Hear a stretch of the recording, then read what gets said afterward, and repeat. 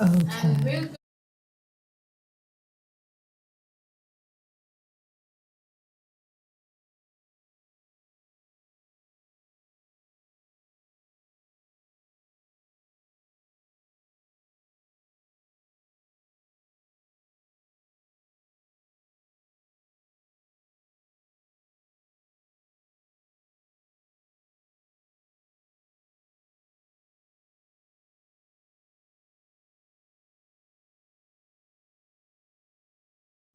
Greetings, Nigeria, and welcome. This is Viewpoint, where we discover perspective and embrace dialogue. We disseminate the verdict of the ballot, bringing you post-election reflection, political intrigues, and the stormy aftermath of the just concluded Anambra 2025 election.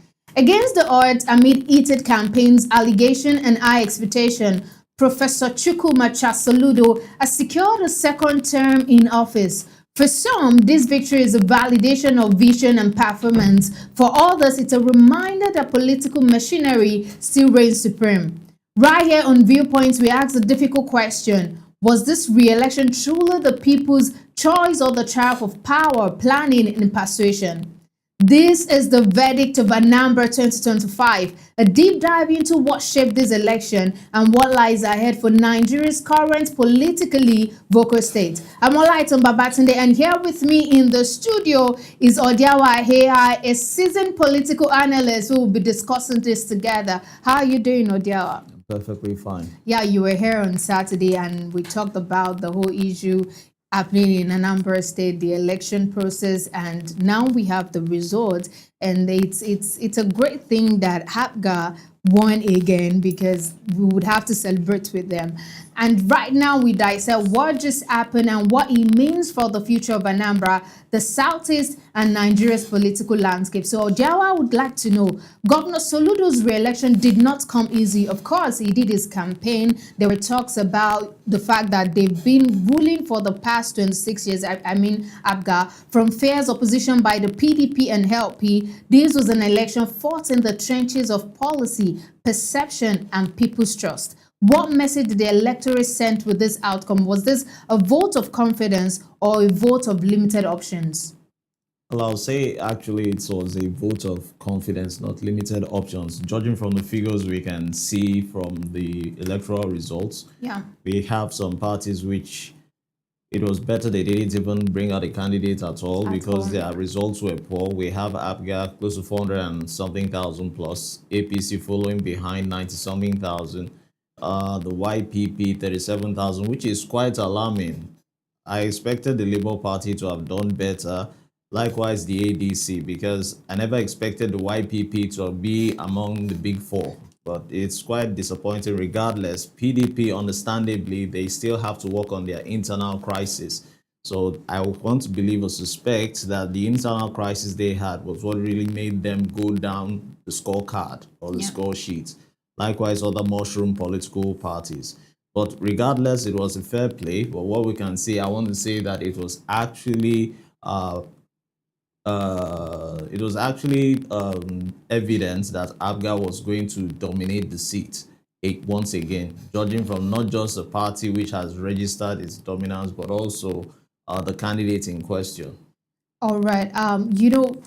Before now, we know that the big three in Nigeria is PDP, APC, and LP. I think I can still consider APC, at least they have 99,000. But looking at PDP having 1,401 just made me wonder, what are they doing in Anambra State? We know that, of course, Abga would lead the team because, well, people were already congratulating him even on Twitter before the election even started at all. But then looking at the statistics, YPP is the third party on the chart, and PDP is finding itself probably on the sixth on that chart. So like that is quite worrisome. What is PDP doing in that region?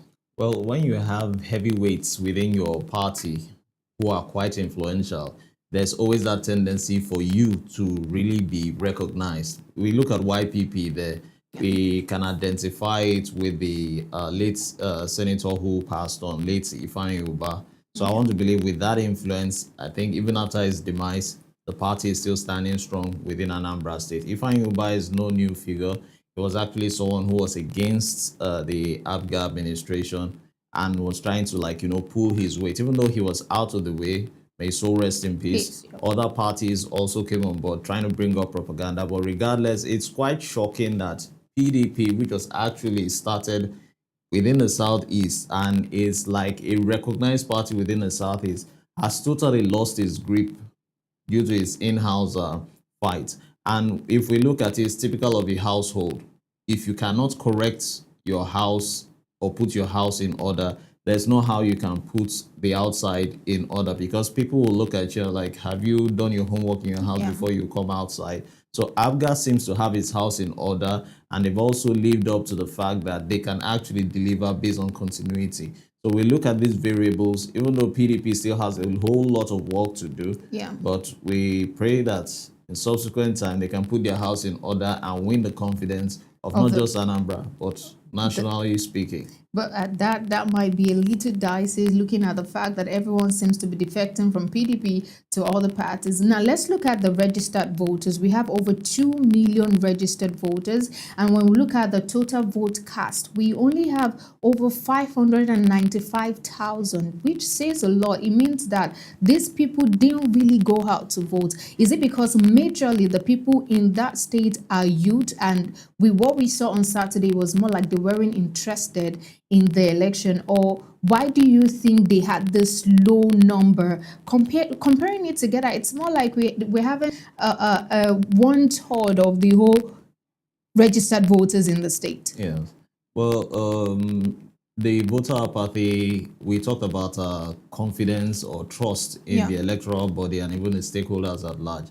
It will still take a whole lot of homework for the stakeholders and even the electoral umpire to actually convince the people why they need to come out en masse to actually vote. We have 2-point-something million registered voters. It could also be on the part of the electorate that they were just securing those voter cards or voter presence. Why? Because of personal reasons. There are sometimes you need it for means of identification, like your NIN, just to mention a few. So there's a possibility that they must have secured that for a means of identification, not necessarily for the interest of the elections. And I would say, frankly speaking, that's selfish based on voter enlightenment. But another part, we talked about it on Saturday, voter awareness. There was need for them to do adequate campaign, not campaigns alone on the part of the candidates, but campaigns also regarding awareness on the part of the electoral umpire. You don't wait until it's 2 months or 3 months to the elections, and if peradventure is even 3 months to the election, you just create awareness once a week. And even whatever awareness you even create, it needs to be quite punchy. Deliver the message, let it hit the listener really hard. And when it hits the listener really hard, he or she will now be convinced. Secondly, the candidates need to obey sportsmanship. Learn how to accept defeat. Learn how to back off from manipulating or dictating the tune in which the electoral umpire has to do. I would say so far so good. From what we can see from the elections, they performed well. All right. What factors most influence Soludo's re-election? Is it the performance, incumbency, or party loyalty? Soludo's re-emergence can be attached to performance and also party loyalty. Just to mention a few, the ones which you just mentioned are just the least of them. When it comes to someone who understands the ideology of the party and why he or she should stand his or her ground, we could hear that even I was surprised to hear that ABGA has a voice in Oyo State, and they actually congratulated the emergence of ABGA, the ABGA in Anambra State, governor in Anambra State. So that was quite shocking and alarming. We could also see the PDP, of course, which lost drastically in the election, extending a handshake to the current ABGA administration. That's some kind of sportsmanship, because before, yes, the road was quite rough for Soludo all through the campaign period, running down into this particular day where the electoral officer, Omorige, had to announce the result or officially certifying that he actually won the elections. So I would say, judging from his performance in the previous administration, I would say he had actually performed better because he received even the backing from oppositions and even people we least expected will even support.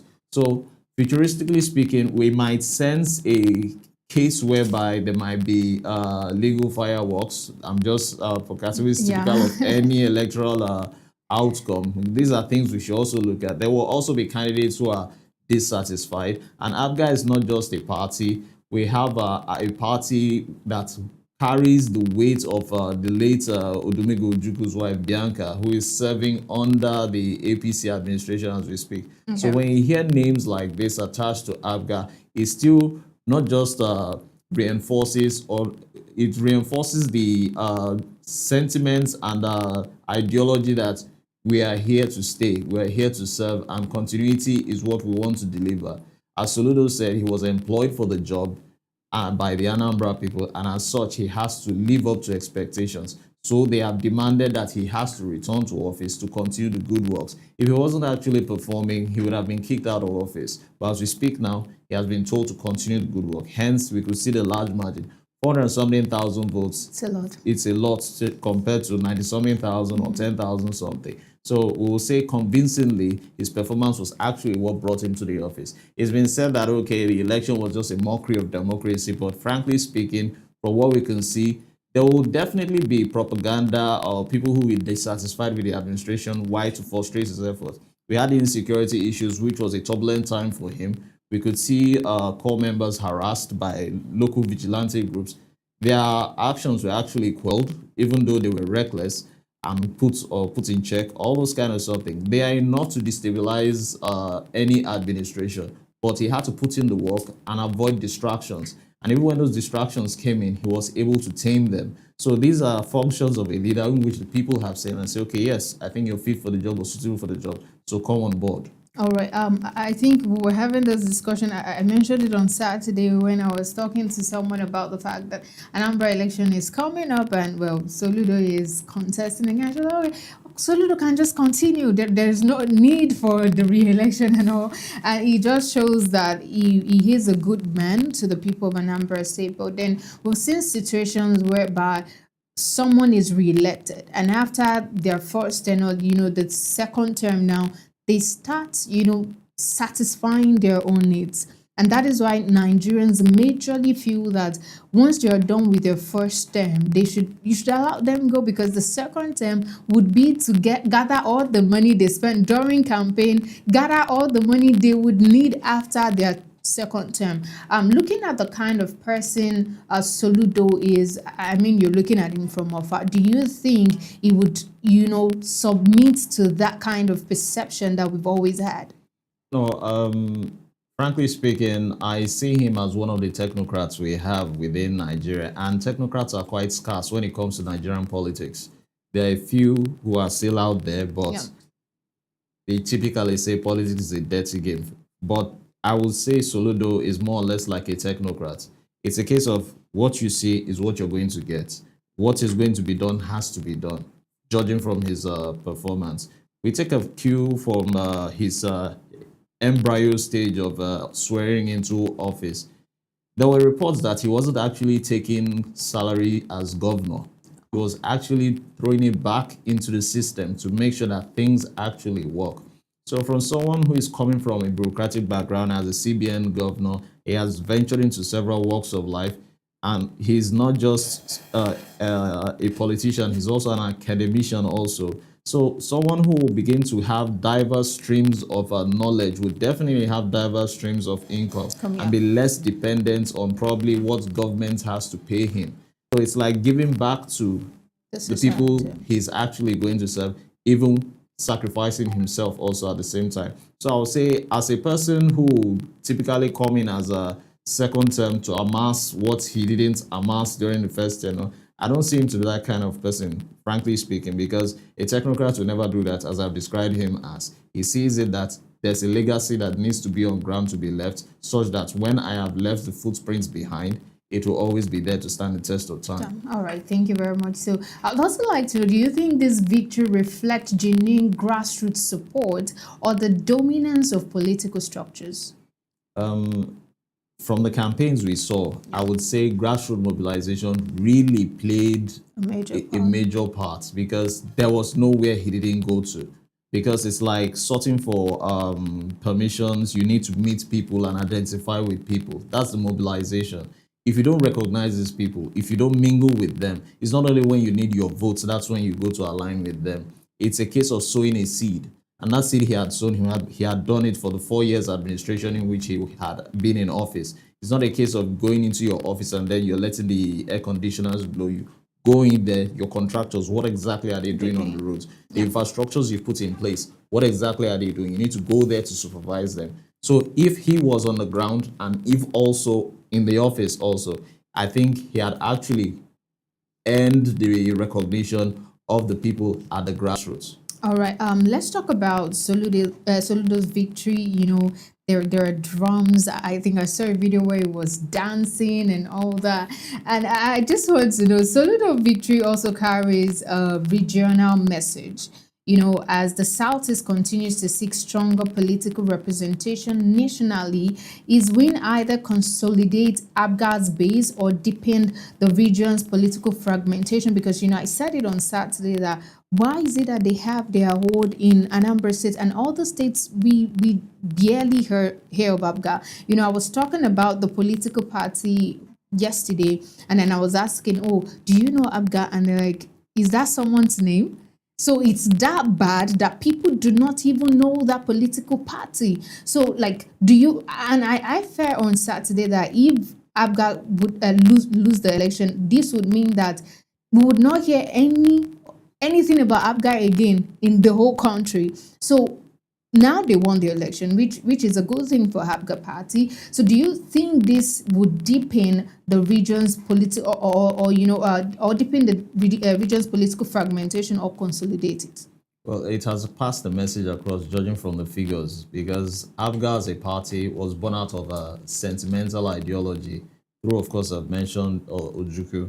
And I think with the heavyweights it has backing it, it has definitely consolidated its presence, because if they now have to bring out another candidate, a candidate has to be more influential than the one who is actually going out. We look at the previous governors, starting from Willie Oba, Peter Obi, just to mention a few. Yeah. All these were influential people within Anambra State. So for you to come, and I think they also pay attention, calculatively speaking, to the mathematics of politics. They know, okay, based on this structure is the turn of this particular senatorial district. So it's a case of when it's your turn, you go based on a rotation basis, because there were even calls or clamorings for whether it's actually a particular senatorial district that has to actually rule the gets or the Anambra State Government House. Another thing they actually have paid attention to is the identity, the profile of the candidates in question. Abga will not just bring out some nitwits to come and contest the election. It's somebody who has really been recognized and identified, not just locally based on grassroots mobilization, nationally, and also on the global stage. You look at Willie Oba, he's locally, nationally, and globally recognized, a former governor. You look at Peter Obi, he's locally, globally, and nationally recognized. Nice. Likewise, Soludo. And these people I've just mentioned, who are seeds of Abga as former governors of Anambra State, are all technocrats. So that is what they've actually been paying attention to. So with this now, which of course the digitalization of the elections we could actually see, it stands as a yardstick now for even the youths who were much or who are not or less involved in the whole election process to now begin to see how they can meet up with the identity and recognize or identify themselves with Soludo in question and be like him based on the structures they put in place with the evidence infrastructure. People will definitely talk, trying to destabilize the government, but the caliber of the candidates now is what is actually key that Abga has already stuck to. All right. I was saying earlier before you answered the question where I was saying that, well, in Anambra State, we know of Abga. Now, this win, do you think it solidifies Abga's control in the Southeast, or does it isolate them? Because it's looking like when they're, like I said, for PDP, when there's a campaign in Ekiti State, everyone is there to support them. But then I don't think that really happened in Anambra State. So I'd like to know, do you think this victory isolates them or it consolidates them? When you talk about isolation, I will say yes, because I began by saying I was shocked to find out that Abga is functional in the Southwest states. Yeah. So I would think with this landslide victory for Soludo, they need to embark on some political evangelism, not just in Anambra State, but also in Southeast at large. So by the time they embark on that political evangelism, I would say they will begin to pull in the heavyweights and create serious awareness for these people to begin to identify with the fact that this party is not just an Anambra party. It's a party that should be recognized not just regionally but also nationally. All right, so we're still talking about Soludo's victory because, well, we're celebrating with him. So I'd like to know, what does Soludo's victory mean for the political unity of the Southeast? For Soludo's unity of the Southeast, I would say it has actually brought to limelight the fact that yes, we might have our differences, but there is need for us to go for what is right. If the people of Anambra feel or felt that Soludo was the right choice for Anambra, then fine. It's a game of choices that they actually decided to resort to. If they don't feel comfortable with other candidates, why? Because they don't meet up with the expectation. It's not, it shouldn't be an issue for anyone. It's like a military man and a military man who is well trained and he needs to secure a place that is threatened. Immediately you furnish him with his arms and bulletproof and whatever to be present there to secure a particular terrain, maybe 4 soldiers or 8 soldiers, people will feel secured. Yeah. Now, in this question now, how has Soludo secured himself to secure the Anambra people with his portfolio? This is someone who is an academician far and wide. He's not a pushover that you can just talk to anyhow. Yeah. He has also previously worked with the former administrations under the OBJ administration as a CBN governor. So he understands, and we don't want to go into the global summits in which he has been involved with and the people, the high and mighties he has, or people of timber and caliber he has related with. That's why I likened him to a soldier who is capable or well furnished, capable of securing an area. So Soludo here now, as we speak now, is well furnished as a technocrat. So the people of Anambra will see that, compare the profiles of the candidates, compare the manifestos of the candidates. What are they going to offer in the long run? Not just the next 4 years, something that will sustain them for a long time coming. Hence the adoption of Soludo. All right. We're talking about isolation the all the time, and the fact that this political party seems to be, isolated from the whole of Nigeria. And I'd like to know, you said something about the fact that they must come together to campaign and like make people know about them. Now that I've got one, because my belief is if I've got lost that election, then we would not hear of them again in Nigeria. Because, well, the party that wins would never want them to come up again because they've been ruling for the past 6 years. So definitely they would want them to just like take a chew pew and then they move forward. Now, can Abga leverage this re-election to expand its influence beyond Anambra? Well, that would be a very heightened game changer for Anambra because they will now need to really consolidate, re-strategize about the fact that we are not just a regional party, we are a national party, even though we are only recognized in one particular part of the country. They will need to, like I began by saying, embark on serious political evangelism to let them know that they are actually here to stay, not just in a particular place. Because it wants to look as if, no, it's just an Igbo party, but they need to change that ideology. Why? Because it was born out of sentiments. That's the only thing they need to do. All right. Thank you very much, Odiava, for sharing your insights in regards to the election. We're going to go on a short break now, and then we'll come back to interview our correspondent who is in Anambra State.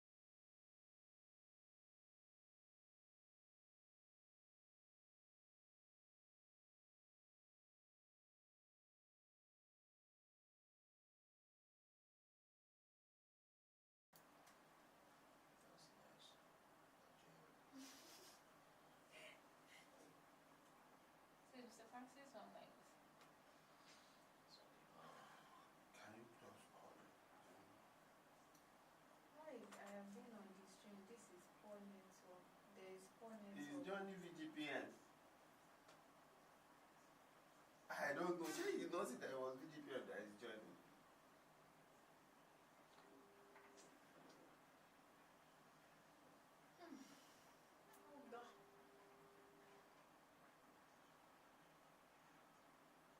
It's not the same link that was sent yesterday. Yeah, I don't know. And it's the same link that I sent this morning. And it's the same link that he has done. There's some things Yeah, I that joined the you link do twice. every time. It's quite seems common sense. No. Saying if you've left again, you have to be on the so they can invite you anytime I'm in. No, it's not picking. I don't know, maybe we just end everything because we cannot keep waiting for him. He said network is good. Yeah, I'm calling him now, he's not even picking. Yeah, hello? Check, you are joining the wrong group. You are joining VGPN instead of Anambra. Now they are waiting for you. When they calm down, they do something. I don't understand. Everything stampede, stampede.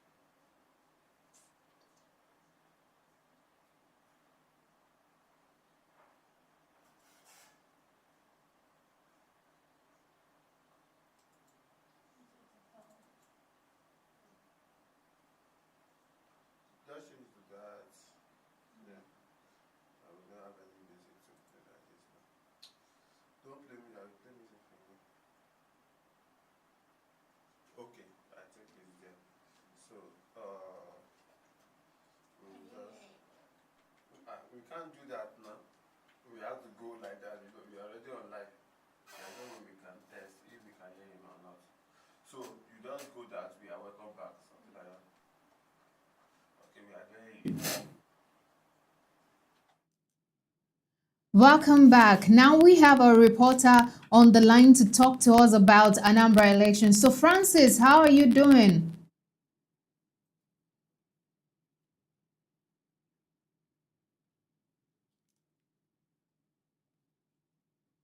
Francis.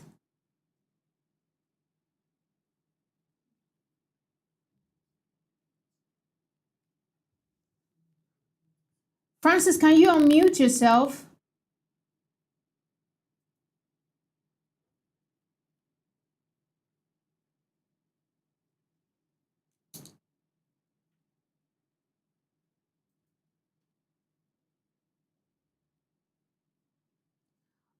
All right, so can you hear me, Francis? Can you hear me? Okay, yes, I can hear you. Thank you for joining. All right, so let's get Yeah, into thank you it. so much. As some celebrated in Oka and Nnewi, others questioned the transparency of the process. INEC insists that the polls were peaceful and credible, but opposition parties are crying foul. The people's verdict, it seems, depends on where you stand. We saw improved logistics and early morning opening of polling units in some areas, but there were still reports of vote buying and intimidation. So, what was this process, or was this deja vu? Well, I think whoever is crying foul may just be crying out of sentiment because the whole process was monitored by a complete set